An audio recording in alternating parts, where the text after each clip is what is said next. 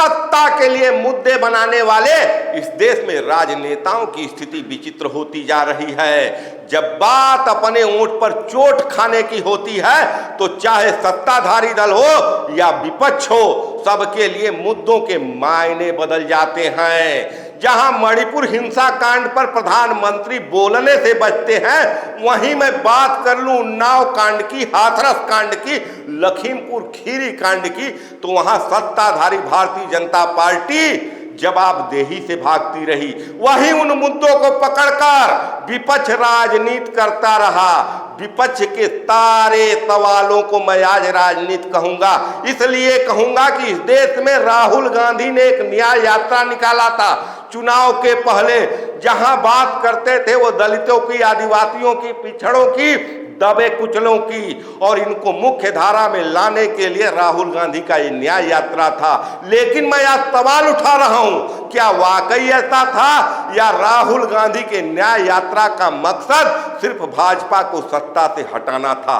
क्योंकि मणिपुर घटना जैसी, उन्नाव कांड जैसा, हाथरस कांड जैसा एक और घटना इस देश में हो चुका है। अयोध्या में एक 12 साल के दलित बच्ची के साथ विभत्स अपराध हुआ है।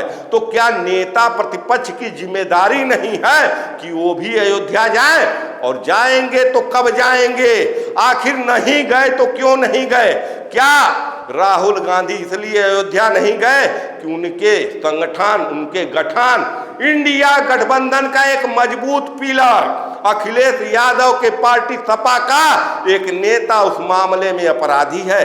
क्या अपने सहयोगी के नेता को बचाने के लिए अपने ओंठ पर आंच ना आए इसलिए राहुल गांधी अयोध्या जाने से बच रहे हैं? क्योंकि जब इस देश में राजनेताओं की जिम्मेदारी की बात होती है तो सवाल न केवल सत्ता पक्ष पर उठता है, सवाल विपक्ष पर भी उठता है। आज मैं इस वीडियो में बात उठा रहा हूं और न केवल राहुल गांधी पर सवाल उठा रहा हूं, बल्कि अखिलेश यादव पर भी उठा रहा हूं कि वो अयोध्या में कब जाएंगे?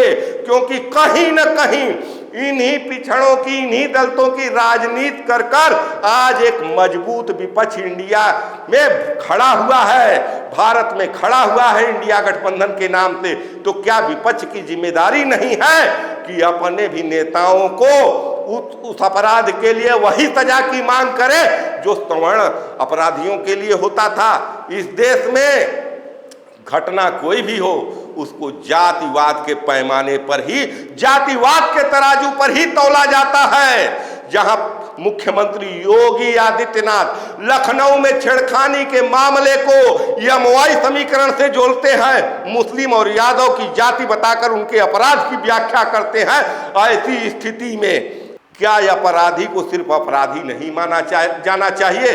क्या अपराधी चाहे वो किसी भी पार्टी से हो, किसी भी संगठन से हो, किसी भी जाति से हो, उसको वहां से बाहर निकालकर सीधे अपराधी के श्रेणी में नहीं खड़ा किया जाना चाहिए?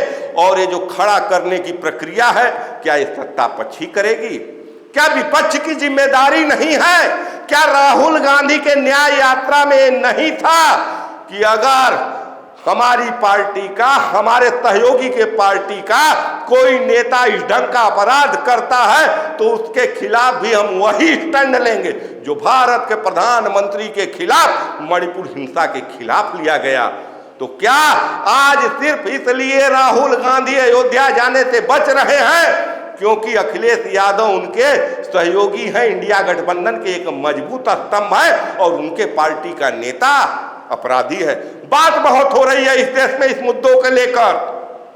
कोई डीएनए टेस्ट की बात कर रहा है, कोई नार्को टेस्ट की बात कर रहा है, कोई प्रशासन की भूमिका पर सवाल उठा रहा है, कोई न्याय की बात कर रहा है, हर कोई अपना रोना रो रहा है। लेकिन वहां रोने के लिए राहुल गांधी कब जाएंगे, ये भी एक बड़ा सवाल है।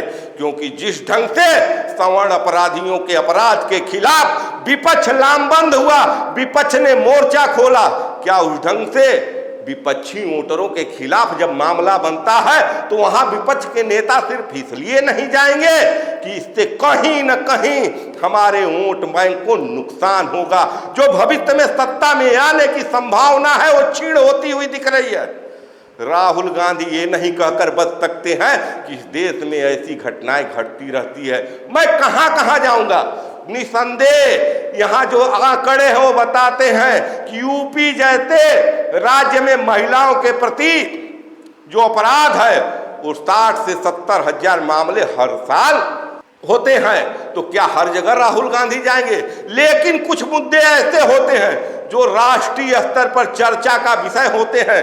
चाहे हम निर्भया कांड की बात कर ले, चाहे हम उन्नाव की बात कर ले, चाहे हम हाथरस की बात कर ले, हम बात मणिपुर की कर ले, ये सब वही मामले हैं जो नेशनल लेवल पर, राष्ट्रीय स्तर पर आम आदमी को झकझोरते हुए नजर आए हैं। ऐसा जब कोई मामला होता है तो वहां न केवल सत्ता पक्ष बल्कि विपक्ष को भी जाना चाहिए।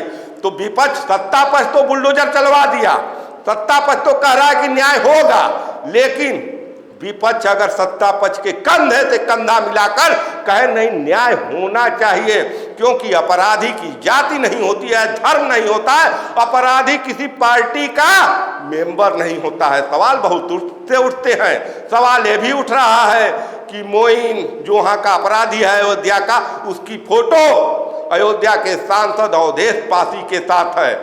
ऐसे ही फोटो थी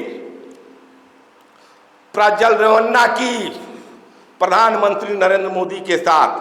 तो ऐसा नहीं है कि पीएम मोदी भी प्रज्वल रेवन्ना के साथ उस अपराध में शामिल थे, उनको भी बोलना चाहिए था, अवधेश पासी को भी बोलना चाहिए। फोटो होते रहते हैं राजनेताओं के साथ, तमाम लोग आते रहते हैं, सफाई देने की जरूरत नहीं है, मांग करने की जरूरत है।